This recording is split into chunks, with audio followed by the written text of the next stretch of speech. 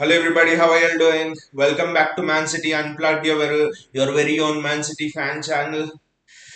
I thought this transfer window was really going smoothly, and now I fear that the worst of this transfer window is yet to come. And you know what would be the worst thing? Bernardo Silva leaving, because that would make us really unprepared in that area.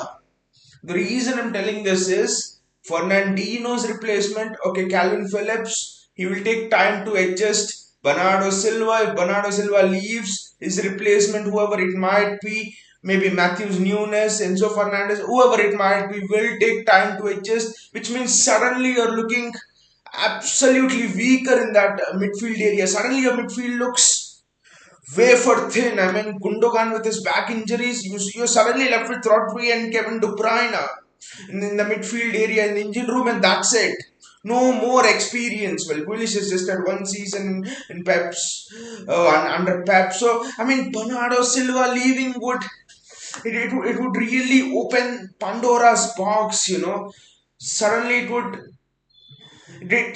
would put us in a position where we've not been in. Generally, we've been a club that have been well prepared with regards to transfers, with regards to our future, and with regards to, okay, we let players leave. Eric Garcia wanted to leave, Ferran Torres wanted to leave when we didn't have a striker. We let players leave, but we are generally prepared when players leave. But this transfer for me, I don't know from where it has picked up the steam so much that Bernardo's head has also turned now, because I know that I so much hate to say this. We haven't discussed this in previous videos, how this really frustrates me. The pull and the allure of Barca, the pull and allure of clubs like Real Madrid, even Bayern Munich to an extent. So I can't really get my head around this. See, last season Bernardo Silva didn't have.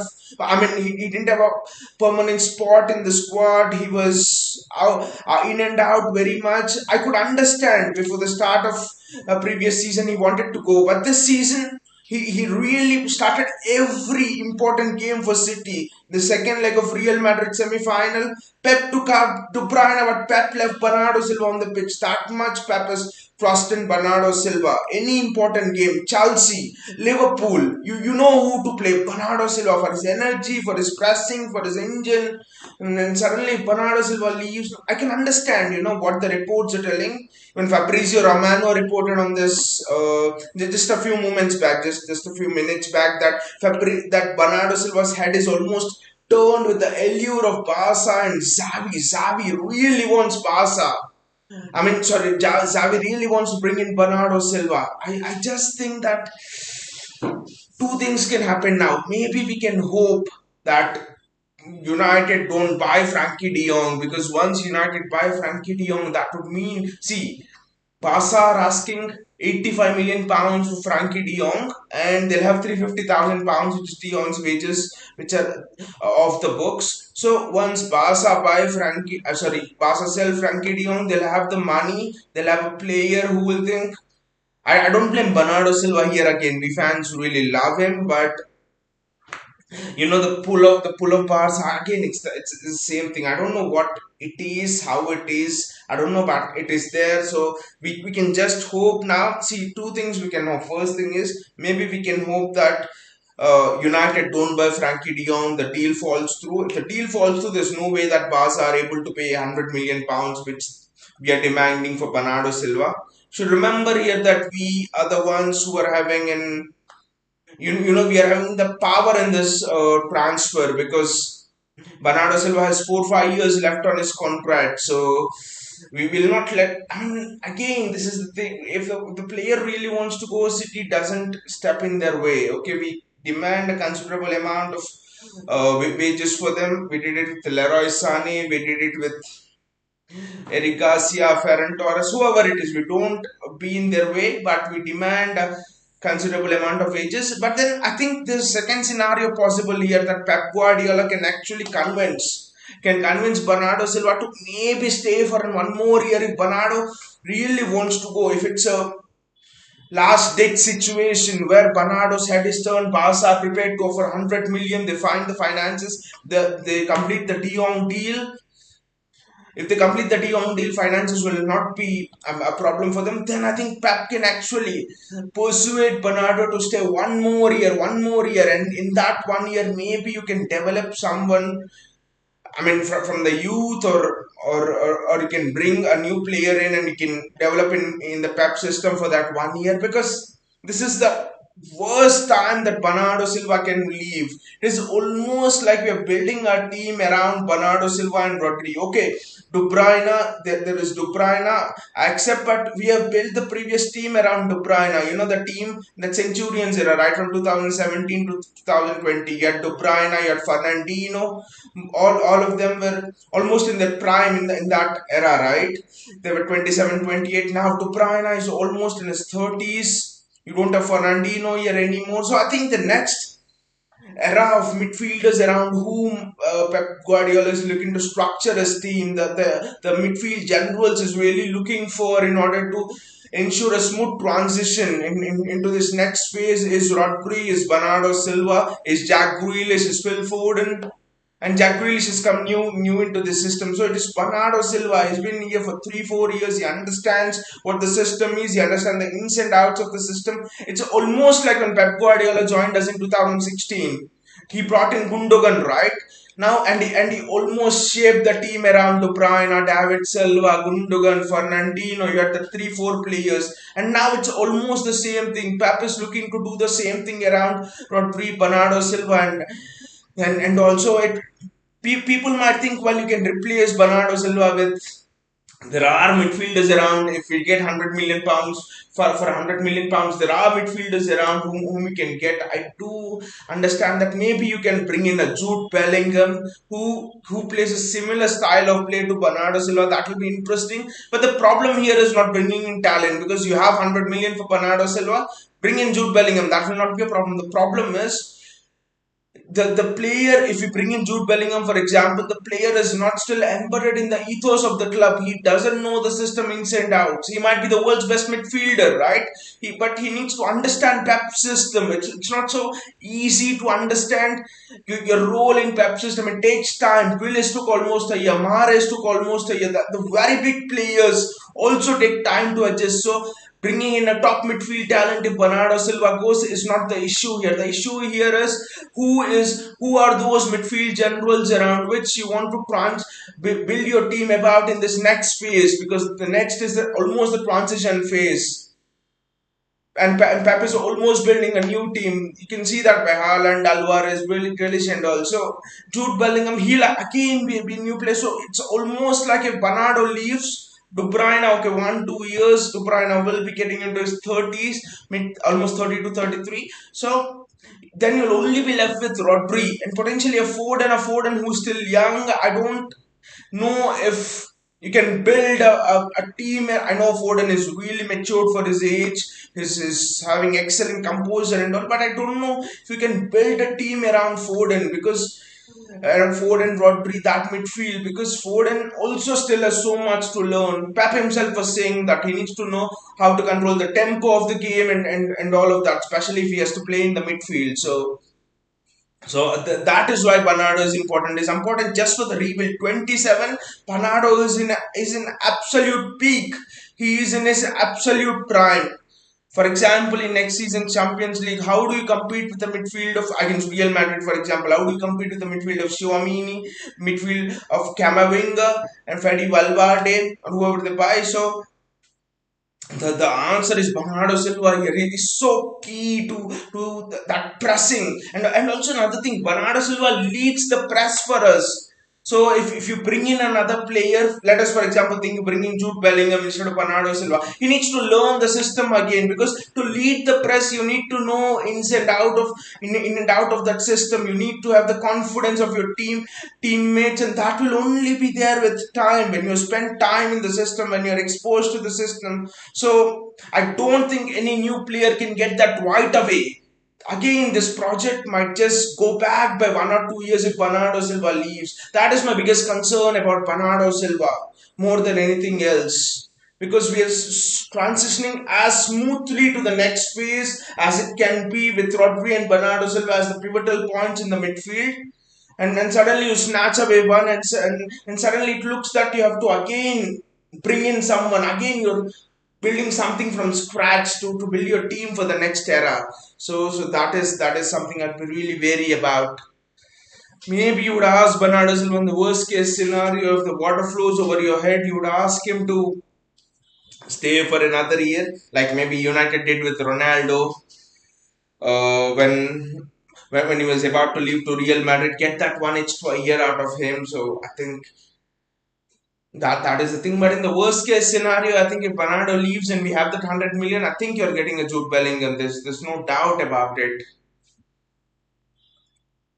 And the next piece of news is regarding Juanma Lillo. Juanma Lillo has officially left the club. Today I was actually in a bit of shock hearing this. Juanma Lillo has left the club. I didn't know it. It almost came out of a bolt from the blue. It almost came out of nowhere actually that Juanma Lillo has left. But Juanma Lillo, if you remember, he joined us in the 2020 season, the start of the 2020 season, and Liverpool had won the Premier League in the 2019-20 season, right? That was when COVID was just starting to set in and all, and we were thinking in the transfer window, how do you compete with this Liverpool team? Because Liverpool team were almost purring, they were in their absolute peak at that time. Salah, Mane, Firmino. I think they were better than what the Liverpool team was this season back then in 2019-20, and then we did a video on this channel as well that Juan Malilo might be the man to really be with the trump card in this challenge between Liverpool and City, and Juan Malilo has proved to be that. Since Juan Malilo has come, okay, we won two Premier Leagues, but there have been more deeper developments in a style of play. We've become much more solid in transitions. You remember before the 2020 season, we were almost caught in transitions. It almost seemed like a ball over the top, and City are just opened up those defeats against Lyon and before that Monaco and all of that. But since Juan Malilo came, you've suddenly seen that the influence of the box to box player. Bernardo Silva in this case, especially Bernardo Silva, Gundogan, whoever plays there, it has grown significantly, and we defend much better in transitions. The defensive shape is better, and I mean more than the attacking part of it. I think Juan Malilo has really influenced us in terms of the defensive phase of things. We are tight, we concede less goals, and the beauty of the way Juan Malilo has done it is he's not he's adapted to the attacking fluidity of our team. He has not done anything to affect the attacking fluidity. So that is something interesting for me, because generally coaches say you have to be solid, you have to be tight, and you have to give up your attacking flair, a bit of your attacking flair. But Gwen Malilo has not done anything like that. And if you see the team, you see that City have scored more goals literally than in any of the other seasons, but yet we have kept more clean sheets as well. I think in the two seasons he's been there. And also Juanma Lillo is, I think many people don't know this, but he's known as the father of the 4-2-3-1 formation. They almost say that he introduced the 4-2-3-1 formation in the La Liga. He is known for that high pressing system with two defensive midfielders. I mean one box to box and one holding midfielder. So Juanma Lillo has, I mean, it might not be so obvious, but he has literally bought that sense of defensive awareness, the sense of spatial awareness. Pep Guardiola credits Marcelo Bielsa and Juanma Lillo for his sense of space, for his sense of positional awareness that he imparts to his players. And certainly you can see the positions that our defenders take up are much better. The positions Rodri takes up are much better. I surely think that Juan Malilo has a part to play in Rodri's development as well. Under his tutelage, remember Rodri had a really bad season, his first season, and under the tutelage of Juan Malilo in just 1-2 seasons, Rodri has gone on to become one of the best DMs, the best DM in the world right now. He never loses a second ball. He almost never loses it. He's there in the right space, and now he's even learned to arrive in the right space in the attacking third. So that is wonderful. Most of our organization is credited to Goan Malilo. I wish him all of the very best in his next adventure, and it will be really interesting to see what will happen. I mean, in what will happen in the sense of who will join Pep on the I mean, on the touchline, because you've seen Arteta gone on and become an Arsenal manager. He's almost being extremely successful now. Juanma Lillo, he's got another managerial appointment. So all of the managers working with Pep also. I mean, Pep is learning from them, but also Pep is teaching them so much. It's almost a two-way thing, and that is what makes this relationship of being an assistant of Pep, being with Pep. That's why this relationship is beautiful. Both are learning from each other. I know there's Rodolfo Borrell there, but Pep also, I think Pep would